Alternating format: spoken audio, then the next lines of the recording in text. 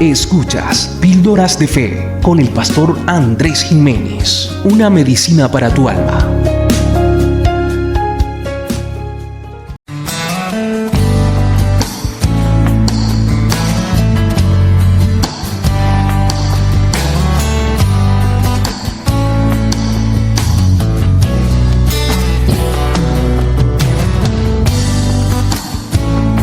Te damos gloria. Porque por fe andamos y no por vista. Hola, ¿qué tal mis amados? Dios les bendiga. Una vez más, su hermano Andrés Jiménez de la Iglesia Primitiva Gracia y Verdad, Píldoras de Fe, un alimento para tu alma. Hoy vamos a tratar un tema que se llama Caminamos por fe y no por vista, desde el precepto lo temporal y lo eterno. Utilizar eufemismos para tratar de comprender las adversidades de la vida, esa fue una forma muy elocuente y hermosa que utilizó Pablo para alimentar a los creyentes, la esperanza que tenían por aceptar a Cristo. Pero realmente era muy complejo entenderlo, pues ver los sufrimientos y padecimientos que él vivía y que vivía el pueblo de Israel en su momento, a causa de aquella profesión de fe, era algo que pasaba por sobre todo entendimiento, era algo difícil de entender. Ahora, después de explicar Pablo las aflicciones que vivía, ahí lo vemos en Primera de Corintios, este es un texto de Primera de Corintios 5, versículo 7, pero en Primera de Corintios capítulo 4, Pablo nos instruye, nos habla acerca de cuáles eran aquellas aflicciones y por qué realmente las estaban viviendo y él las vivía y por qué realmente debíamos entender o debía entender el pueblo en ese momento, la iglesia en ese momento, de que caminar en la vida era por fe y no por lo que veía.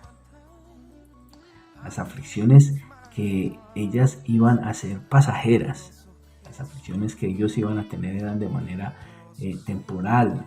Él alimenta con estos textos bíblicos la esperanza, recordándoles que la morada o la tienda que así quería mostrar era nuestro cuerpo, iba a ser una tienda, una morada restaurada, ¿cierto? En tiempo postrero, en la eternidad, y que eso era lo que nos esperaba, que era mucho mejor, y esta iba a ser reemplazada por un cuerpo incorruptible, un cuerpo glorificado, lleno de luz de nuestro Señor Jesucristo.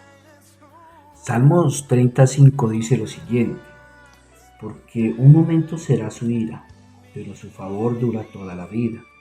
Por la noche durará el lloro y la mañana vendrá la alegría. Es algo hermoso que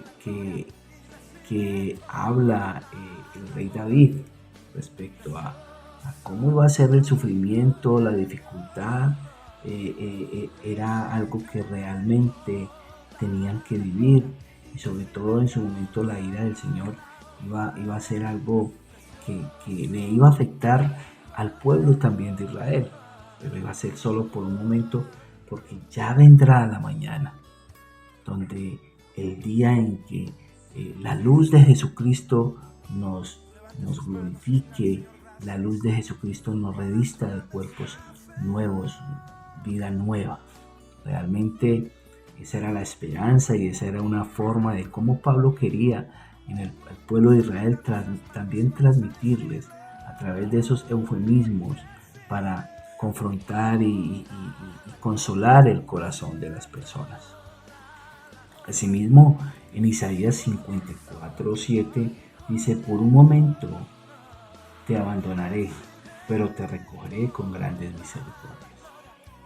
Y era un breve momento, era una situación difícil que parecía que no iba a cambiar. Y hasta el momento de hoy, vemos hasta en la iglesia contemporánea, en el tiempo de hoy, que la persecución, la dificultad en la iglesia no cambia, todo sigue igual. Esas persecuciones, esas dificultades parecen no cambiar. Por eso Pablo insta en el versículo 7 de 1 Corintios 5 a caminar por fe y no por vista. Entonces, caminamos por fe. Resulta ser que la fe no era algo desconocido para el pueblo de Israel, tampoco para aquellos gentiles en su momento, ya que ellos conocían la historia de cómo el pueblo de Israel, el pueblo escogido de Dios, había caminado toda su vida esperanzados en aquella promesa que ellos anhelaban. Y hoy para nosotros realmente no ha cambiado la estrategia. Esta estrategia de vivir por fe, este plan de Dios de que debemos vivir la vida conforme a la fe, en la esperanza, en confiar, en ser pacientes. Porque dice Hebreos 11:6 que sin fe es imposible agradar a Dios. Esa estrategia de la fe es el común denominador de la Santa Escritura. Es el común denominador de la historia de redención del pueblo de Israel. Y hoy para nosotros no ha cambiado esa estrategia. Realmente quisiera que este texto bíblico, y quisiera uno que el texto bíblico fuera de uso personal para cualquier persona, pero realmente no es así. Ya que tomará vida el texto tomará vida y aliciente para las personas cuando en realidad tengamos una vida digna y semejante a la que allí describe Pablo en el contexto bíblico. Realmente todos quisiéramos caminar por fe, y aún más los que profesamos vivir una vida cristiana. Pero realmente tú y yo caminamos así. Tú y yo caminamos según el contexto histórico y el contexto de lo que está enseñando Pablo en Corintios. ¿Realmente hemos aprendido a sobrellevar esa aflicción leve y pasajera? Y esa es una pregunta y es algo que me confronta a mí y debe confrontarnos a todos. Porque mire lo que dice Pablo en el capítulo anterior, en el capítulo 4, versículo 8. Dice: afligidos en todo, pero no agobiados, perplejos, pero no desesperados, perseguidos, pero no abandonados, derribados, pero no destruidos, llevando siempre en el cuerpo por todas partes la muerte de Jesús, para que también la vida de Jesús se manifieste en nuestro cuerpo. Porque nosotros que vivimos constantemente estamos siendo entregados a muerte por causa de Jesús, para que también la vida de Jesús se manifieste en nuestro cuerpo mortal. Así que en nosotros obra la muerte, pero en vosotros la vida. Realmente esa era la descripción después de que Pablo venía a decir de que iba a ser una leve tribulación momentánea, iba a ser algo que iba a pasar por un momento, y era algo que realmente tenía que vivir la iglesia y debe vivirla hoy. Solo que nuestra aflicción realmente no está puesta en hacer la voluntad de Dios. La aflicción que vive hoy el creyente o vive hoy las personas no es porque vivan una vida agradable, una vida consagrada, una vida sujeta a la voluntad de Dios. La aflicción del creyente de hoy es por causa de sus malas decisiones. Su caminar no es por la fe, sino por lo que ve. Hoy estamos siendo persuadidos por el mismo sistema. Hoy estamos siendo persuadidos por lo que el mundo nos ofrece. Por eso Pablo dice: caminamos por fe y no por vista.